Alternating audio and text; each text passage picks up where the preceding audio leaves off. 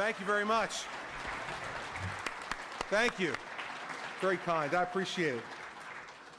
I want to thank Lou for his introduction and Lou and Judy for their longtime friendship and support to me and to Mary Pat, going back to even well before the days that I was United States Attorney, starting back in 2002. I'm happy to be here and look forward to an exchange today between us on the issues that we care so much about, and that I think will help to define both the direction of my state over the next number of years and the direction of our country. One of the things that I appreciated the most about Lou's introduction was in listing the things that he thought I had become known for. He listed strong and decisive action. See, in the end, we all get known and characterized for how we speak. Maybe me more than some others. If you have a particular style, a particular approach to things, people get fascinated with that part of your approach. And that's fine. That's part of how you define someone. But for people in government and people who are intent on providing leadership to a state or to our country, it's strong and decisive action, or the lack thereof, that does define, ultimately, who you are and what kind of leader you are. Let me tell a few stories off the top to exemplify that. When I first became governor of New Jersey in January of 2010, I was told during the transition by my predecessor, John Corzine, that I usually pause for the laughter then, but I'm sorry. I just flew in here this morning and I'm off my game, so I apologize. We'll do it again, because I know you'll do it again too. I was told by my predecessor, John Corzine, all right, that the budget was balanced in the fiscal year that I was entering, and that I didn't need to worry about anything. I became a little suspicious in the week before my inauguration when we asked to come in and just examine the books for ourselves with my new state treasurer, when they refused to let us do it. They said they were very busy kind of closing things up. I'm sure they were. And I found out pretty quickly, because the second week as governor of New Jersey, the state treasurer came to me and said, we have a significant problem. If we don't cut $2 billion in current fiscal year spending, with 5 months left in the fiscal year, we will not make payroll for the second pay period in March. Now imagine that. New Jersey, which is the second wealthiest state in the union per capita, was not going to be able to make state payroll for the second pay period in March. So I had two choices. I had then and have now a Democratic legislature. And choice number one was to go down, sit with the leaders of the legislature, and try to negotiate with them a package that would bring balance to the current fiscal year budget.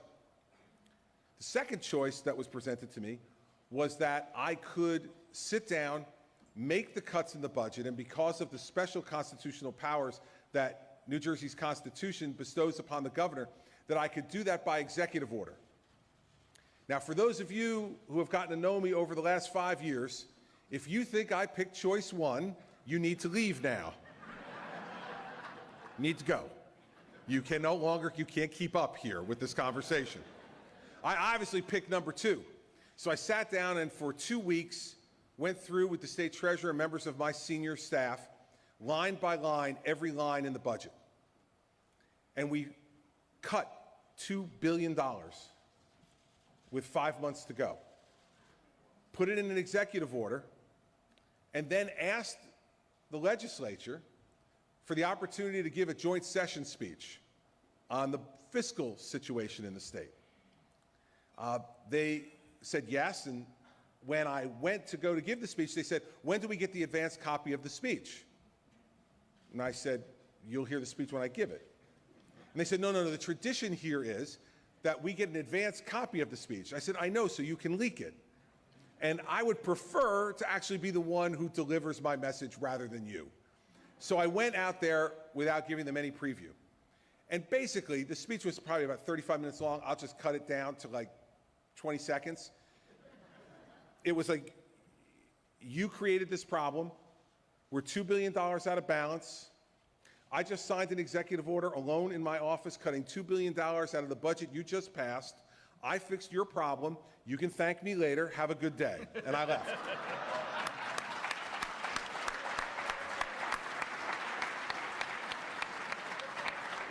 And I have to tell you that the reaction to the speech afterwards was fascinating. I left, and I probably should have just done that in the speech. You know, I wasted 34 minutes and 40 seconds, but all right, I should have just done that. But instead, when I left, I heard about the reaction afterwards from the folks in the legislature, especially the Democrats. They were calling me all kinds of names. Julius Caesar, Napoleon Bonaparte. You know, all those great leaders of the past I admire so much. And so the next day, I was coming into the State House through the back door, coincidentally at the same time as the Senate president, a guy named Steve Sweeney, still the Senate president, Democrat, head of the Iron Workers Local in New Jersey, a shy and retiring guy just like me. We walked into the room, right into the State House together, and I said, hey, Steve, you know, I saw the stuff you said about me in the newspaper, Julius Caesar, Napoleon Bonaparte, and you know what? It really struck me. It struck me, and I've had second thoughts. And so now, what I'm going to do is I'm going to rescind the executive order, and I'm going to send this problem down the hall, and you guys figure out where you want to cut the $2 billion from. And this will tell you everything you need to know about government anywhere. He looked at me and goes, hey, Governor, don't overreact, you know. All things considered, you know, it wasn't an awful speech. I mean, you know, it's just in the newspapers. Don't get crazy. I tell you that story not only because it's funny and not only because I like telling it, but because in the first 4 weeks of the administration, I had to set the tone for what my leadership was going to be. I'd never been in the state capitol before as an office holder of any kind. I was a prosecutor. They didn't know me except from the campaign, and they were testing me. And when you are tested, you have to show folks what you're made of. And you cannot leave any room for interpretation, because if you do, it will most likely be interpreted against you. Ronald Reagan understood this as president. When the air traffic controllers said they were going to go on strike, Ronald Reagan said, hey, the law says you cannot strike. And they said they were going to anyway. Ronald Reagan very clearly and directly said to them, if you strike and do not come back to work, I will fire every person who does. They didn't believe him. They called his bluff. He fired them, and he set a tone for the rest of his administration, which was, when I say something, I mean it. And I am willing to do difficult things that will be perceived differently by some, and maybe even poorly by some, but if I believe it in my heart and I believe it's what the people I lead need, then I'm going to do it without care or concern for the consequence. Now, if you ask me why America now is perceived around the world as weaker than we were 5 years ago, it is for that reason. We need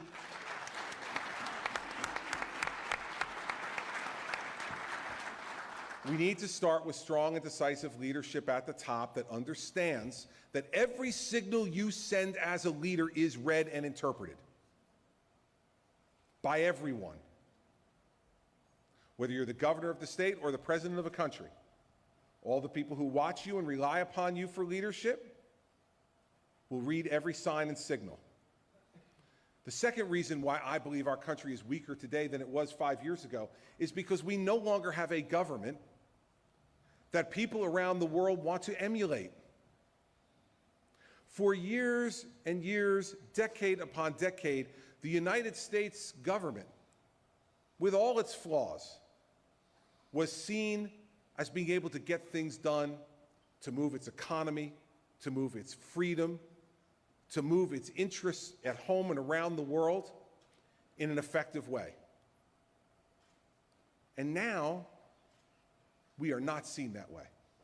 The dysfunction in Washington, D.C. is no longer being emulated around the world. It is being mocked around the world. As a government that cannot get out of its own way because people will not come together to work together and will not stand for principles that they believe in a way that leads us to get things done and move the ball down the field. If we want to once again be the leader of the world, we need to have our government be one that people around the world, not other governments, but people around the world want to emulate, want to be like.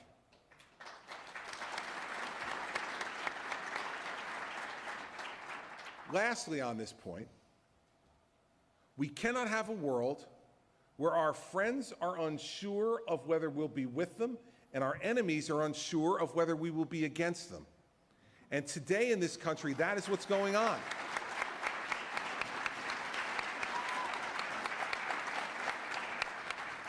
In New Jersey, no one has to wonder whether I'm for them or against them. There's never really a cloud of indecision around what I say and what I do.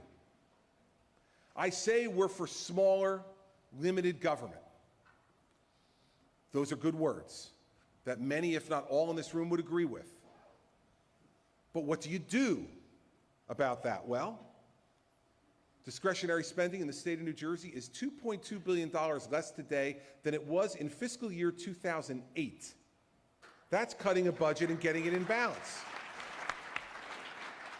You make government smaller by having less people in it. There are 6,000 fewer employees on the state payroll in New Jersey today than on the day I was sworn in January of 2010. That's the way you make government smaller. When you say that an education system is broken and it needs to be fixed, you don't just talk about it, you do what we did in New Jersey, which was for the first time in 105 years to reform teacher tenure to one principle. Good teachers get tenure and bad teachers lose their jobs.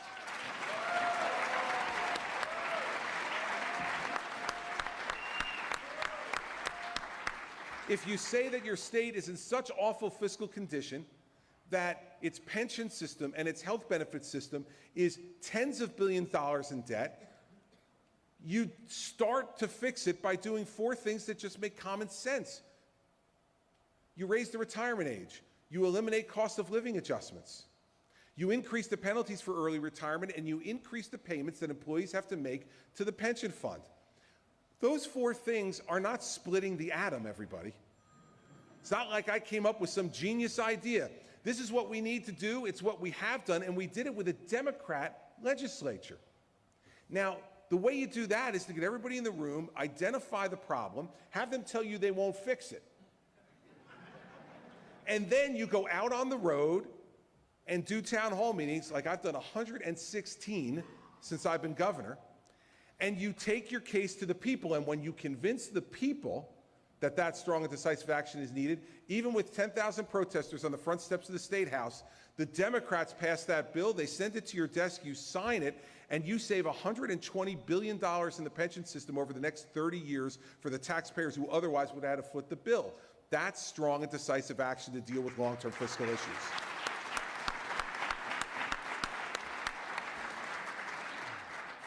Lastly, before I take questions, let me just say this.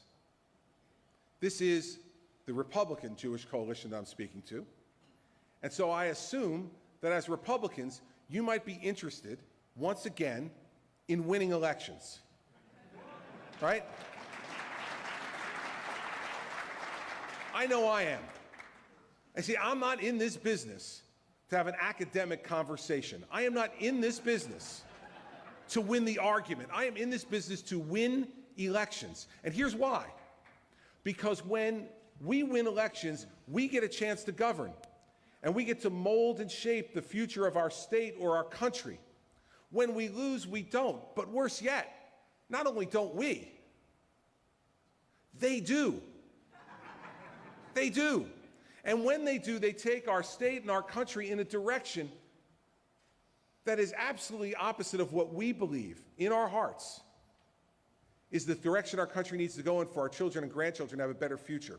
So I'm chairman of the Republican Governors Association this year, and I'm proud that I was elected by my fellow governors who are making change all over this country in state capitals and getting things done in a way that Washington, D.C. can't even imagine. I'm proud to be chairman of that group of men and women, and here's what we stand for in 2014: winning. That's what we stand for. We stand for winning.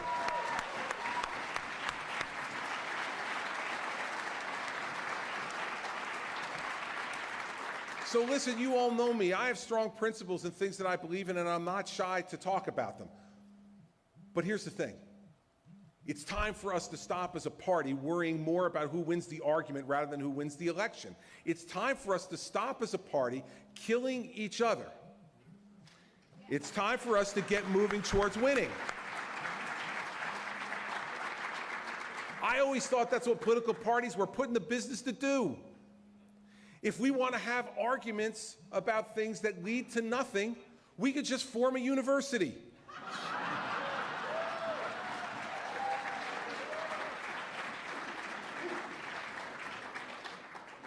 They serve a purpose, but not in our business.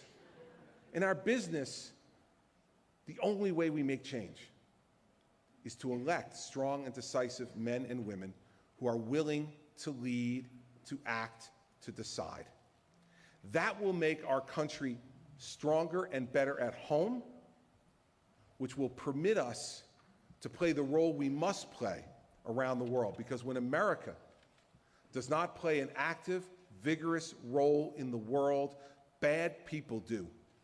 And we cannot allow that to happen. So I'm thrilled to be with all of you again. I'm happy to have the opportunity to take your questions. And I'm very happy to call so many of you in this audience friends of mine and Mary Pat. I look out at this group, and there are a lot of you who have been with us. Were with us in 2009 when no one thought a Republican could win in New Jersey.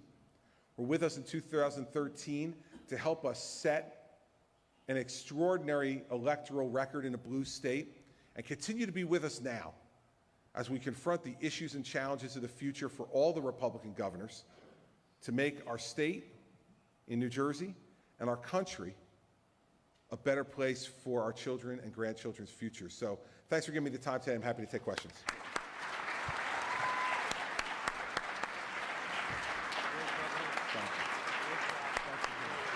I appreciate it very much. Thank you. Thank you. That's very nice. All right, Matt, what do we got? All right, thank you, Governor.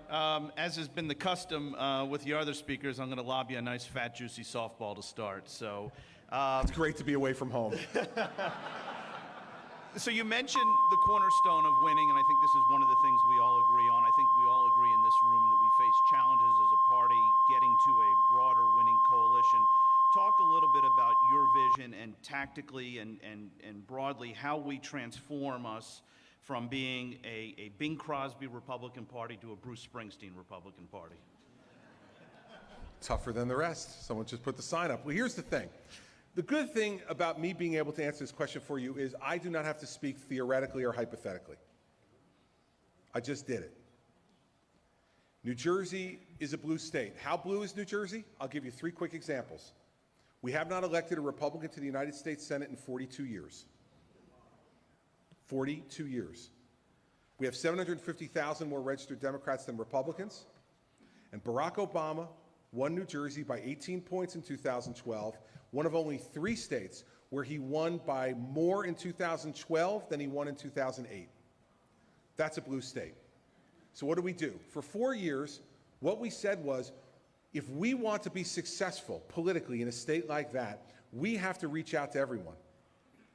We cannot take the position that all we're going to do is Chamber of Commerce lunches. I love Chambers of Commerce lunches. I get great receptions there. They're wonderful folks. But guess what? They're probably all voting for me already anyway. I go to Chamber of Commerce lunches to two things: to say thank you and to assuage my own ego. That's it. So what we did was do town hall meetings in places like Irvington, New Jersey, where I got 4.7% of the vote in 2009. And after I got 4.7% of the vote, they called me divisive. I said, divisive? Are you kidding me? I brought 95% of the people of Irvington together. They all hated me. That's a unifier, everybody. We did town halls. We sat with groups. And here's what we did. We appeared and campaigned in places where we're uncomfortable. And when we went there the first time and the second time, you know what I did? I listened. I didn't talk. You see, folks, especially some folks in our minority communities, are not used to being listened to by our party. They're used to being talked to by our party. We need to listen more, understand that leadership can also come from listening, and the respect that comes from sitting at a table with someone and listening to them. Then we come back days and weeks later with our ideas about how to address the issues that they care about. I didn't change my policies. I just went and listened and then spoke and said who I was and what I believed in. When we agreed, that was great. And when we disagreed, they knew that too. Because believe me, no group in this country expects any politician to agree with them all the time. And if they hold us to that standard, let me tell you what politicians will do. They will lie to you. That's it. That's the simple truth. Because politicians are about winning. And if they believe that all you want to hear is what you want to hear, they're going to tell you what you want to hear. And they're going to come in here and strain muscles pandering. And I don't care whether it's in this room or any of the rooms that we're talking about in New Jersey. And what happened as a result? Last November, we got 61% of the vote. We won by 22 points, a 40-point turnaround from a year before when Barack Obama at the top of the ticket won by 18 points. We got 51% of the Hispanic vote. We won the Hispanic vote in New Jersey. And we got 21% of the African American vote, up from 7% in 2009. So the way we do this, Matt, as a party, is to go out to places where we are uncomfortable and to listen, and then to come back with our ideas and our principles to deal with the issues that each of those communities has identified as the most important to them.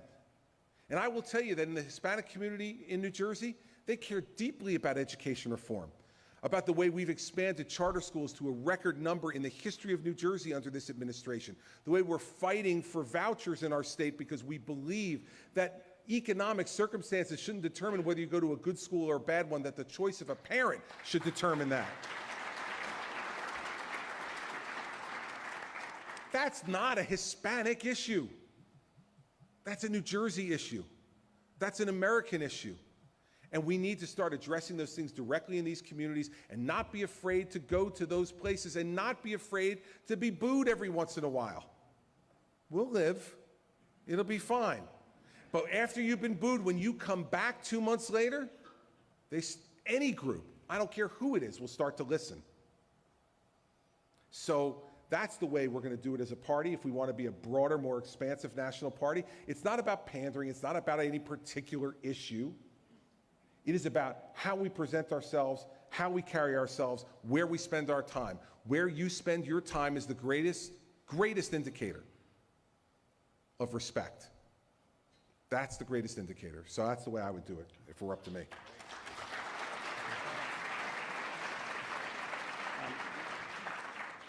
Governor, let me just get this out right now so we can get on to some other stuff.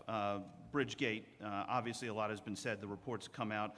I don't want to get into the whole logistics of all that, and the questions that we've gotten don't focus on that. I think the bigger thing is, as a teachable moment, what's the biggest lesson? What have you taken away from this whole instance going forward?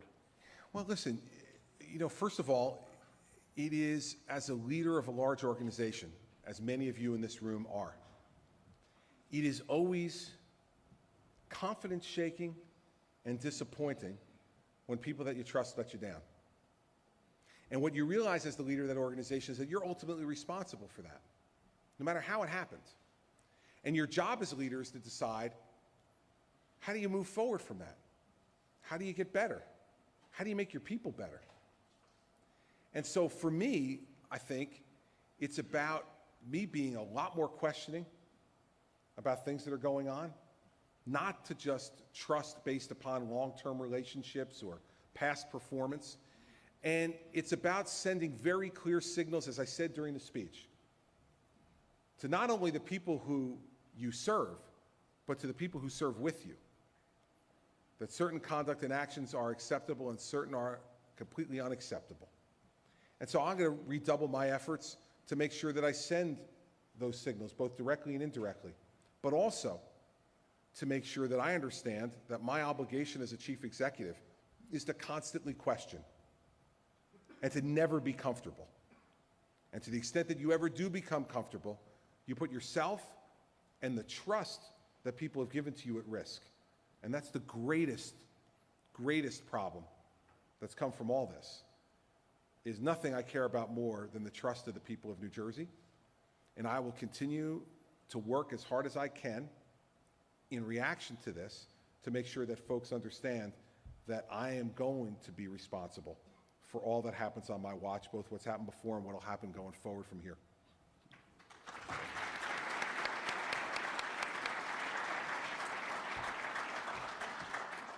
We were fortunate enough, Governor, to be a part of your trip to Israel recently. Can you share with us some of the reflections on that trip and sort of how you view some of the challenges from a foreign policy perspective facing that part of the world? Well, sure. First of all, it's great to go to Israel when you're from New Jersey.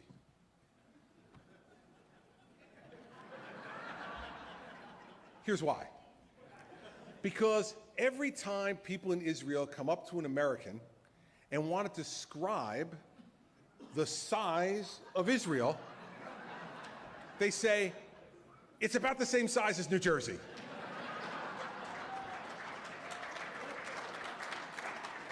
And so when you're governor of New Jersey and that happens, you're like, I know. One of the decisions I made on our trip to Israel, which was both diplomatic and economic, was that I wanted to bring my family. I didn't want to go over by myself with a group of business and religious and governmental leaders. I wanted my wife and my children with me. And we were fortunate enough to be able to plan it during Holy Week. And so we were there both during Passover and during Holy Thursday and Good Friday in my religion. One of the things that I think it shows to anybody who spends time there is that Israel is the only place that would ever permit what happens in Jerusalem, especially during Holy Week, every day, but especially during Holy Week. All of those faiths coming together freely and openly to being able to practice their faiths in the place where those faiths have their origin. I will tell you that to see it myself for the first time in person was overwhelming during that week in particular. Also, having my family there gave me the opportunity, my wife and I have sent and do send all 4 of our children to parochial school, to Catholic school. And when we were on the Mount of Olives and our tour guide was beginning to tell the story, my then 11-year-old son, Patrick, interrupted him and finished the story. And Mary Pat and I looked at each other and said, thank God it worked. It worked. He was paying attention. It actually has made a difference. I had the opportunity twice, both privately, Mary Pat and I, to have dinner with the Prime Minister and his wife, Sarah, and then also to have a business meeting with he and members of his government. I was extraordinarily taken by his strength and resolve under circumstances that none of us as governmental leaders in this country can even imagine. The constant feeling of threat and crisis, having to coexist with an economy that is exploding in a positive way. We got to see both of those because of our business contacts and our governmental contacts. On a personal level, again, I got to meet President Perez. And when he walked out to see me and said, "Governor, I've been looking forward to meeting you," I felt like he had walked out of a history book and couldn't possibly be talking to me. I took a helicopter ride from the occupied territories across and just felt personally how extraordinary that was to understand the military risk that Israel faces every day. The last thing that I concluded was a little bit about what I said earlier in the speech. All the people that I met in Israel, whether they were government figures, whether they were people at Yad Vashem who were so extraordinary to us in giving us an amazing tour of a breathtaking place, or whether it was folks that we met in local restaurants, they want America to be their unblinking, unwavering, unquestioning friend. And the sense I got from that trip was that many of those folks, not all of them, but many of them were worried that we were no longer being that. You cannot live under that type of threat every day and then also have to worry about whether your friends will stand up for you or not. And so I walked away with the sense that all of us in our country who believe that that's an important thing to be for, don't just need to be for it quietly, we need to be for it loudly so that our voices are heard. And I don't think that you can really experience that in any other way but being there. And so for me and Mary Pat and our children, it was an extraordinary personal experience, and for me as a leader, it was a very instructive governmental experience.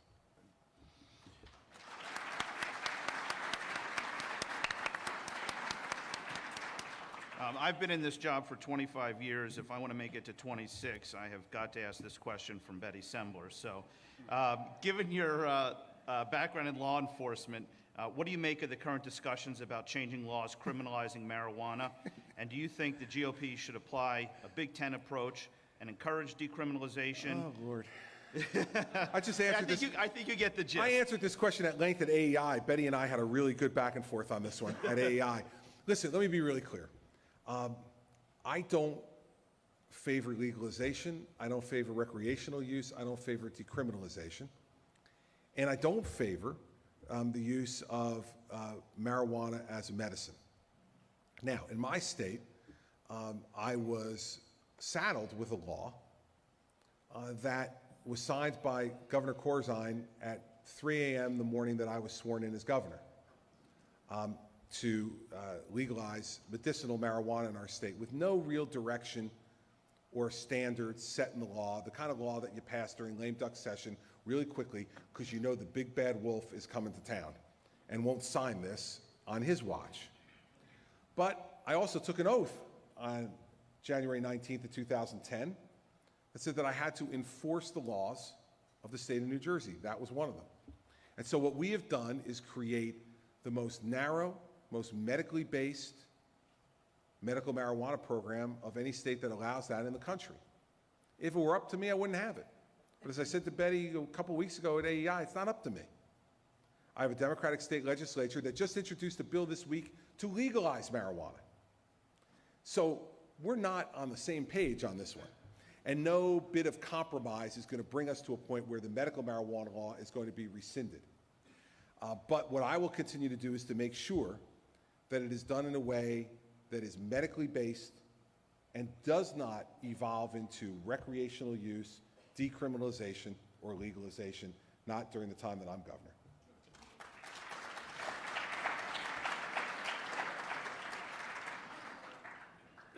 Betty says thank you. As always, Betty. Governor, you did surprisingly, well, not surprisingly well, but I mean, you did exceptionally well among Jewish voters last time and in your first election. You've proven yourself to be a great friend and a pro-Israel candidate. There are some that have raised questions, however, in their writings about your support or lack thereof on issues related to Sharia law. Can you respond to those that have been raising those issues? Yeah. This is really perplexing to me, I have to tell you. This all comes from me appointing a Muslim man to the state court bench in New Jersey, a guy named Sohail Mohammed, who immigrated to this country as a child from India, whose father was a police chief in India, but wanted his children to have a better life in America, so came here and took a job as a janitor, his mother as a seamstress. Their children were encouraged to go to school for engineering, and Sohail became an electrical engineer, working his way through college.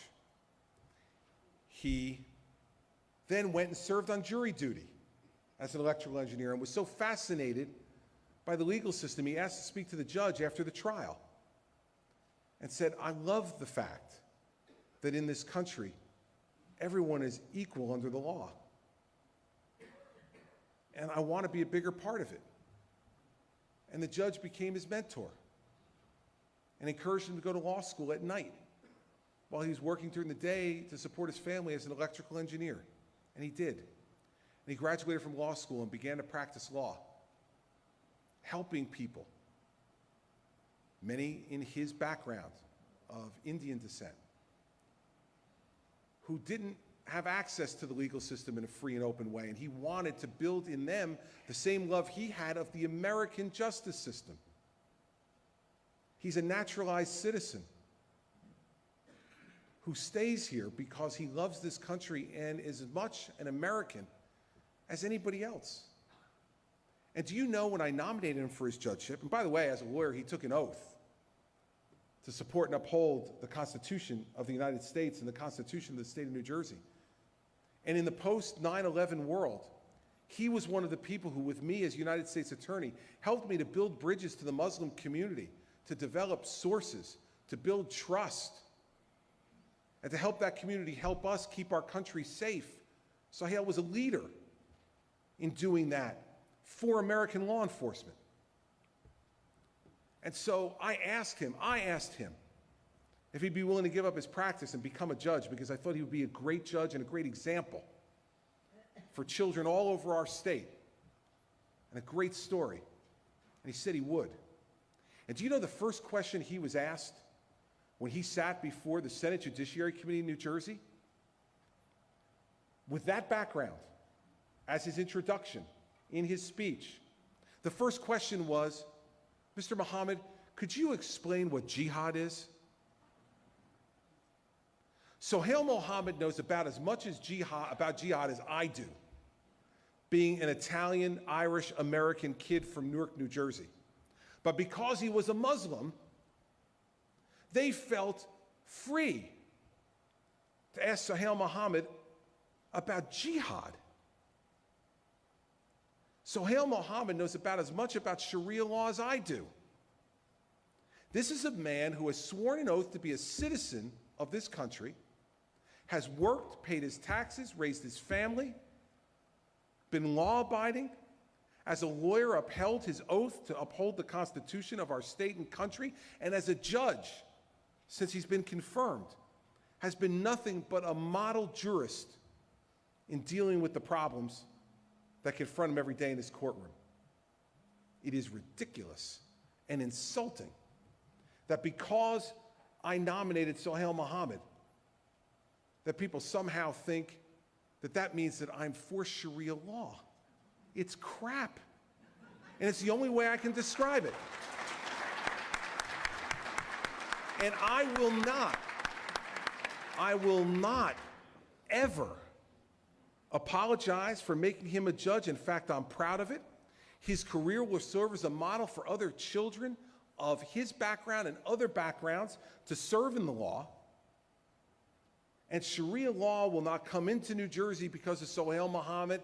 And as long as I'm governor, it won't come into our state for any other reason. And to suggest otherwise is nothing more than internet blog BS.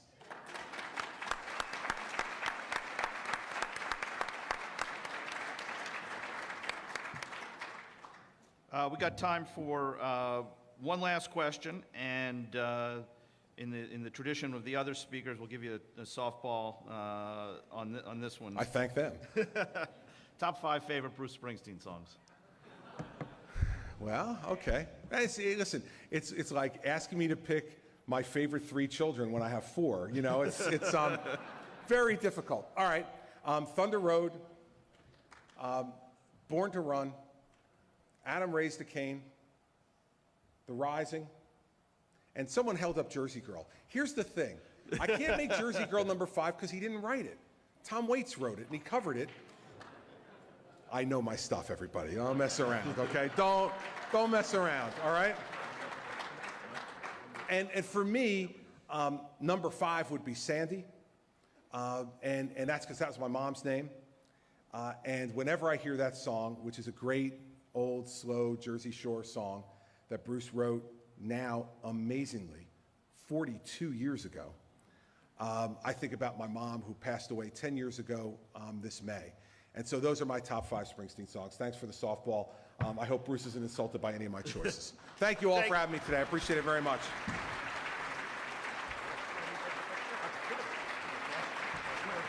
I became a little suspicious in the week before my inauguration when we asked to come in and just examine the books for ourselves with my new state treasurer when they refused to let us do it. They said they were very busy kind of closing things up. I'm sure they were. And I found out pretty quickly because the second week as governor of New Jersey, the state treasurer came to me and said, we have a significant problem. If we don't cut $2 billion in current fiscal year spending, with 5 months left in the fiscal year, we will not make payroll for the second pay period in March.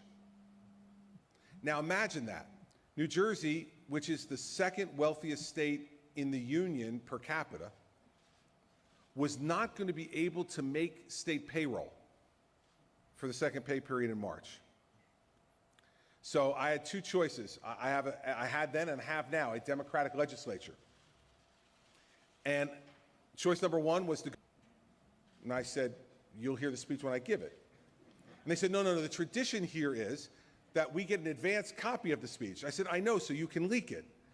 And I would prefer to actually be the one who delivers my message rather than you. So I went out there without giving them any preview. And basically, the speech was probably about 35 minutes long. I'll just cut it down to like 20 seconds. It was like, you created this problem. We're $2 billion out of balance. I just signed an executive order alone in my office, cutting $2 billion out of the budget you just passed. I fixed your problem. You can thank me later. Have a good day. And I left.